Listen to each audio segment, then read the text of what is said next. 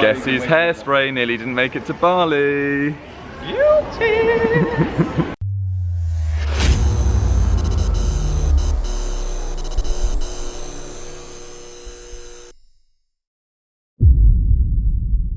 In part 1, Heineken flew me and Doogie out to Surabaya in Indonesia to take part in the UCL Trophy Tour. What we didn't know was they were setting us 10 tasks, and in order to move on and navigate our way through the trip, we had to complete at least 7 of the 10. We were now in Bali, looking to build on the success of Surabaya. Let's see how it goes. Challenge 6, never have I ever. This one was less of a challenge and more of a treat, to be frank. Heineken had done us an absolute solid, putting us up for the night in the world-famous W Hotel. For two bums who would have happily taken a hammock in a hostel, this was different gravy. Here we are, just entered the W Hotel, and I've got to say it looks pretty plush. Look at my drink, I've got a Bloody Mary, mum. Sweating, stinking, but I've got a white chocolate old-fashioned, whatever they are. Fancy men. Cheers, mate. Cheers. We're going to wrap our arms around each other. Oh yeah, we can go for that. Yeah. Let's hope that Doogie didn't leave his toenails underneath the bed. And yes, that is a bathroom with a retractable roof. How the bloody other half live. Heineken spent the morning trying to find some gnarly insects for me and Doogie to chow down on, but fortunately for us, the strangest thing they could find at short notice was a local delicacy of pork cooked in blood. Challenge 7, eat a local delicacy. So, literally, we're ticking off one of our letters here. Local delicacies. We've been told that a certain type of pork is very popular here, especially amongst the Chinese tourists, as we are kind of surrounded by. Exactly, yeah, no, it's cooked Break it down. On a barbecue and then covered in pork blood is the general idea. And yeah, so they're giving us sort of a tasting menu of all their porks here and a starter of sort of soup with potato and pork. And it's rather hot in it. It is hot, it's about 35 degrees and the soup is oily. Where's the lamb sauce? Challenge 8, ask a question at a press event. Now we had our fuel for the day, it was time to get back to work, and Heineken set us the task of successfully getting a question asked at a press conference. As I'd be sitting down with the big man at a later date, it was left to Scotland's finest. Right, I'm here at the Alessandro Del Piero press conference on the trophy tour. I'm about to ask him a question about Allegri. Bit nervous, but hopefully I'll get it out. Come on, Del Piero. They were only taking 4 questions and 3 had already been asked at this point, and Doogie was flapping, he was hot, he was in all sorts of trouble. And then... Here comes the money! Here we go, money talk. Here comes the money! Hello. Alessandro. Hi, Doogie from Football Daily. Hi. What do you think the future holds for Max Allegri if Juventus don't win the Champions League, given the investment in Cristiano Ronaldo?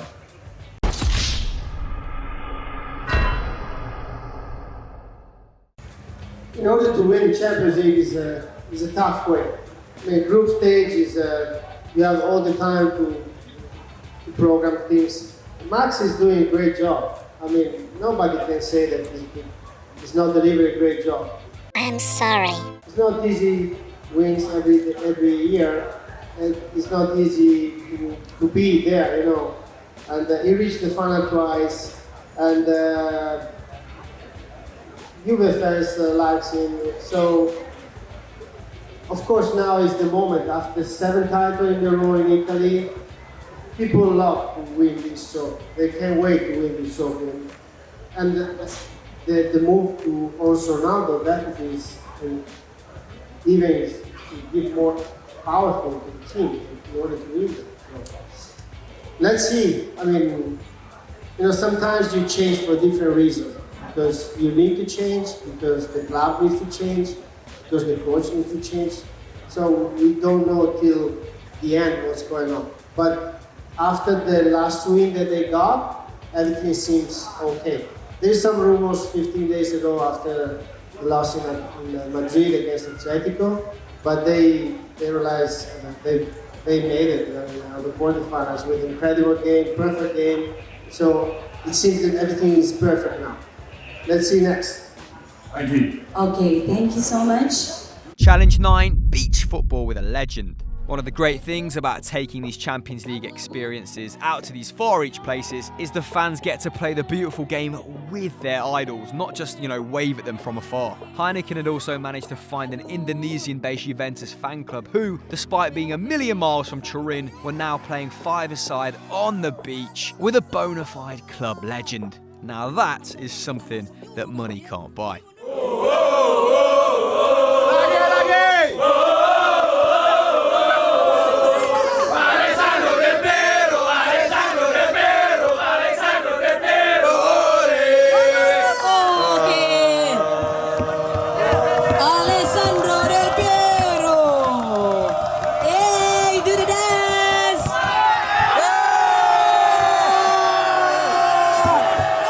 Now, we weren't involved with this. Apparently FDFC's reputation had preceded us. However, we did get 10 minutes under the sun with the big man, asking him some of your questions. So we're here on the beach. It's the last day. The sun's finally come out. It's all coming together, baby. And look who's joined me. It's Alessandro Del Piero. Thank you very much. And it's very hot. So we're going to smash through this. What made you stay at Juventus following relegation to Serie B? What? I mean, there's nothing that you can say in one word, and nothing that you can say in one topic. I was the captain of the team, I was a fan before, I won everything with the team, and that moment I felt that the team needs me, the club needs me. So when I received the call from the owner, I said, don't even ask, I'll stay. End of the story. It was pretty quick. He was happy actually, and then we built from there we built a new chapter on our, let's say, the relationship, our playing together. So, yeah. Did you feel like that brought you even closer to the fans, that experience, going down to Serie B and bringing them back up? It was an unbelievable, incredible and beautiful experience.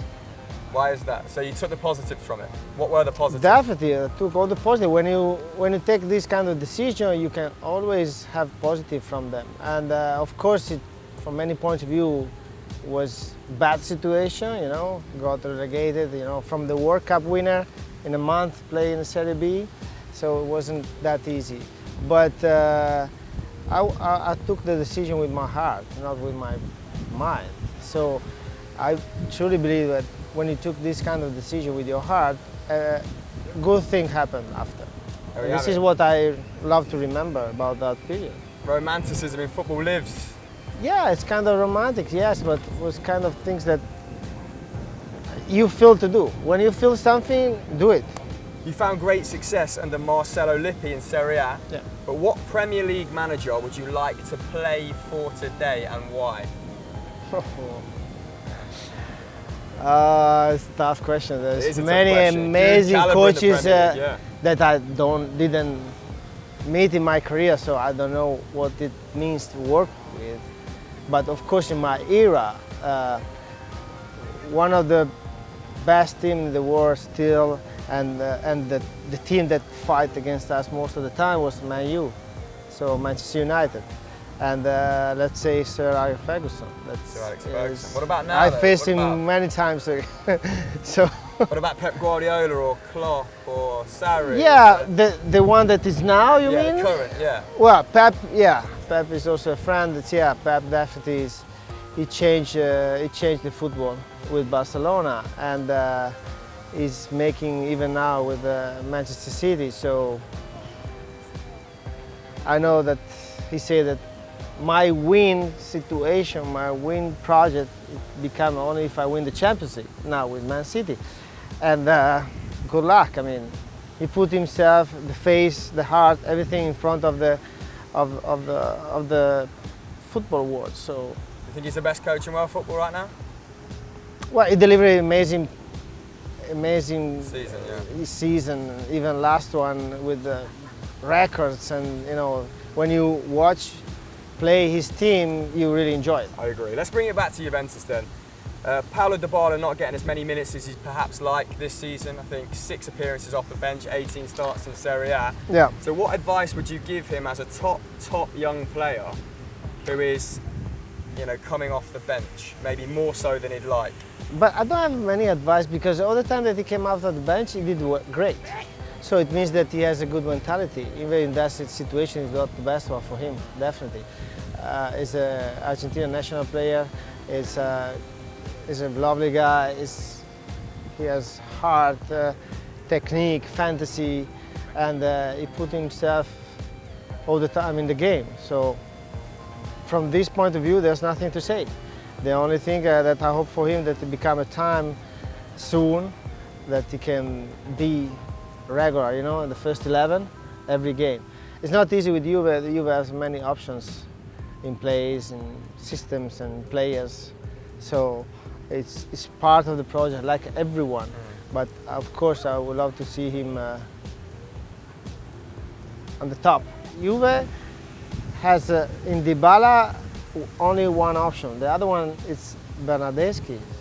But the other strikers are either wings or full striker like Cristiano or Mandzukic. So he's the guy that can make that kind of work. And Allegri knows that pretty well. And of course, you've had some big, high-profile exits of late, like Gigi Buffon. Yeah. How was it for you seeing him in a PSG top? Strange? It was strange, yeah. Emotional? When he left? Yeah. It was a shock, honestly, because even if he says something, there was a chance that maybe he can stay again and then still playing. This is what he did, and I'm happy if he found a nice situation, you know, in order to deliver amazing quality that he has. Unfortunately, it didn't happen this year in Champions League, but he still have the quality for play on, and I don't mind with the age. I'm not that kind of guy. I mean, I'm looking for quality, not for quantity or age or something. And Szczesny's been a good deputy, hasn't he? Szczesny is really good, really good. He's doing a perfect season from my point of view. Because did people at Juventus think he was the long-term replacement for Buffon, not just a number two in waiting? You know what? There's many amazing goalkeepers, and you can bring every of them in the team, and they can play well. But find the chemistry between them, the defense, and the team, and it's something special that you deliver a perfect game when the team needs. Yeah. Not when the team doesn't need. Yeah, Buffon did that a lot of times, right? Yeah, so he did that.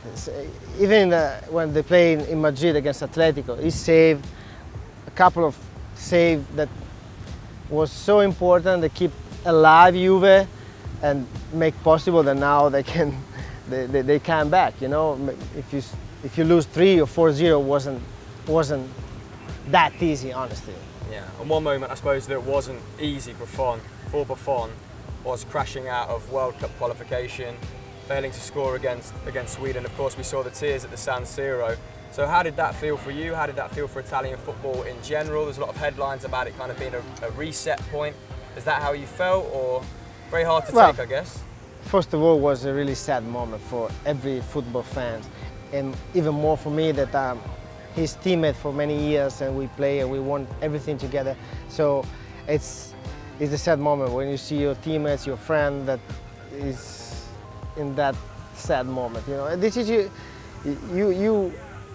you feel it because you know how much work he puts and heart and mind in what he's doing. And on the opposite side, slowly we start thinking that okay, this is the bottom line. We cannot go more than that. So, but yeah, and now. What do you think it was about that team? Because obviously the previous coach was criticised for a conservative approach. That high-profile incident where he brought on De Rossi instead of Insigne. Was it just a negative brand of football? Have Italy got to be more attacking, or? When a team like Italy missed the qualification, there's not one reason or two. There's many more. And this is what happened in Italy. We are struggling from 2006, you know, and the other market grows so fast. Other teams put a lot of money to build amazing teams in every country: Spain, England, Germany, France. So we have a kind of gap now, kind of gap with stadiums situation, kind of gap with the government situation. So in this situation, everything is ready to collapse. And when many things happen together, this is what happened. We need to restart. I mean, this is what we did, and every club, every guy knows that we have problems. But the only thing that we have to do, from my point of view, is solve problems. Problems will be all the time. Everybody will have problems. You need to be focused on solving. That's it.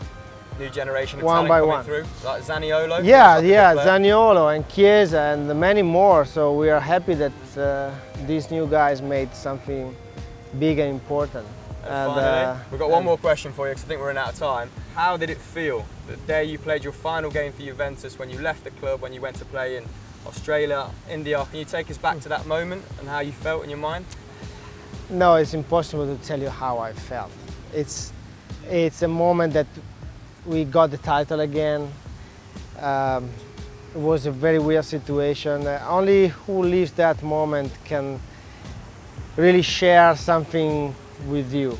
For me, it was kind of happiness because what we reached in that season, unbeaten, won the title again, brings Juve in the same level that before, and then left the club. And after 19 years, when you share with the team, with the club, all your life. I mean, I spent more time there than in my home place where I was born. So it's kind of really weird, and we need not 20 minutes, we need a couple of days to explain every single... We can make that happen if you're up for it. We'll have an in-depth conversation. Maybe, yeah, we can stand our stay here in Bali. Put us up for a couple more days. But thank you very much, Alexander. You're welcome. I think that's all we've got time for.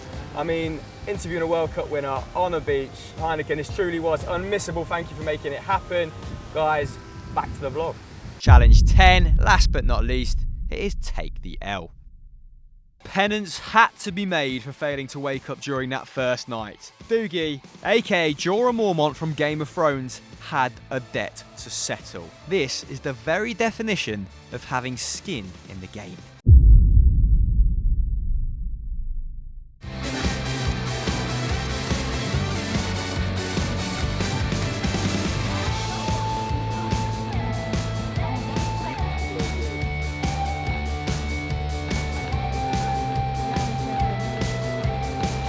So what do we think, mate? Would you ever get the real deal? I mean, probably not a tattoo, but I think she's done a good job. She's a master of her art, very patient. She did spill some of my shorts earlier, but we've recovered from that.